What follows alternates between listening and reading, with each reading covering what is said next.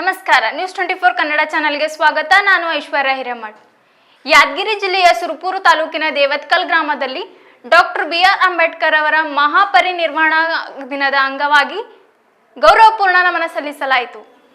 ಕಾರ್ಯಕ್ರಮವನ್ನು ಸಾಬಣ್ಣ ಪೂಜಾರಿಯವರು ಅಂಬೇಡ್ಕರ್ ಅವರ ಭಾವಚಿತ್ರಕ್ಕೆ ಪೂಜೆ ಸಲ್ಲಿಸಿ ಪುಷ್ಪಾರ್ಚನೆ ಮಾಡಿ ಕಾರ್ಯಕ್ರಮಕ್ಕೆ ಚಾಲನೆ ನೀಡಿದರು.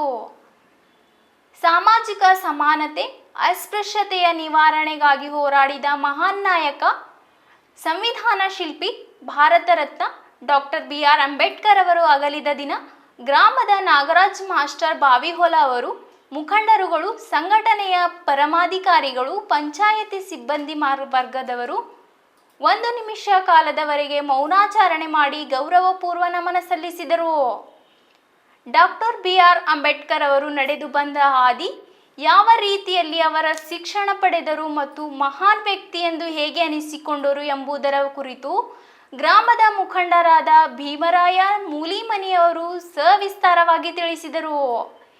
ಈ ಕಾರ್ಯಕ್ರಮದಲ್ಲಿ ಪಂಚಾಯತಿ ಅಧ್ಯಕ್ಷರಾದ ಹನುಮಂತರಾಯ ಡೋಣಿಗೇರಿ, ಕೃಷ್ಣಪ್ಪ ಗೌಡ ಮಾಲಿ, ಅಯ್ಯಪ್ಪ ಗೌಡ ಪಾಟೀಲ್, ರಂಗಣ್ಣ ಬಿ ಘಂಟಿ, ಲಕ್ಷ್ಮಣ್ ನವಲಗಿ, ಮಾರಪ್ಪ ತಳ್ವಾರ್ ಹಾಗೂ ಇನ್ನು ಅನೇಕ ಮುಖಂಡರುಗಳು, ಗ್ರಾಮಸ್ಥರು, ಪಂಚಾಯತಿ ಸಿಬ್ಬಂದಿ ವರ್ಗದವರು ಉಪಸ್ಥಿತರಿದ್ದರು. ಸಂವಿಧಾನ ಶಿಲ್ಪಿಯಾಗಿರ್ತಕ್ಕಂಥ ಡಾಕ್ಟರ್ ಬಾಬಾ ಸಾಹೇಬ್ ಅಂಬೇಡ್ಕರ್ ಅವರ ಅಂಗವಾಗಿ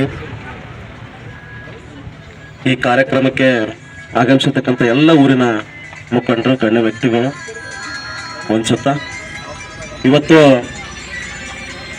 ಬಾಬಾ ಸಾಹೇಬ್ ಅಂಬೇಡ್ಕರ್ ಅವರು ಈ ಸಂವಿಧಾನವನ್ನು ಕೊಟ್ಟು ಸಮಾನತೆಯನ್ನು ಒಂದು ಹೆಣ್ಣು ಮಕ್ಕಳಿಗೆ ಹಕ್ಕನ್ನು ಕೊಟ್ಟಿರ್ತಕ್ಕಂಥ ಇವತ್ತು ಡಾಕ್ಟರ್ ಬಾಬಾ ಸಾಹೇಬ್ ಅಂಬೇಡ್ಕರ್ ಅವರ ದಿನಾಚರಣೆ ಇವತ್ತು ಆರಂಭಿಸ್ತಾ ಇದ್ದೀವಿ, ಕಾರ್ಯಕ್ರಮವನ್ನು ಮಾಡ್ತಾ ಇದ್ದೀವಿ. ಯಾಕಂತಂದ್ರೆ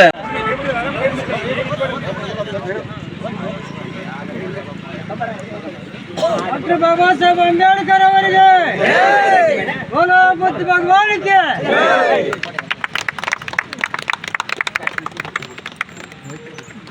ಎಲ್ಲರೂ ಹಿಂದೆ